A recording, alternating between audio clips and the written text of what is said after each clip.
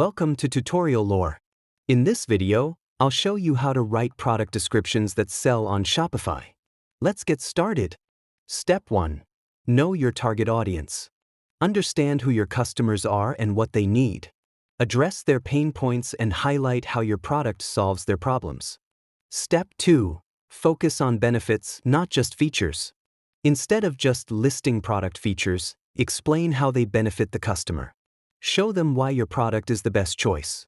Step 3. Use persuasive and clear language. Write in a conversational and engaging tone. Use simple, persuasive language that makes the customer feel confident in their purchase. Step 4. Optimize for SEO. Include relevant keywords in your description to improve search rankings. Make sure the text flows naturally while incorporating SEO terms. Step 5. Add social proof and a call to action.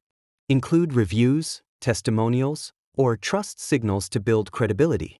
End with a strong CTA, like order now or get yours today.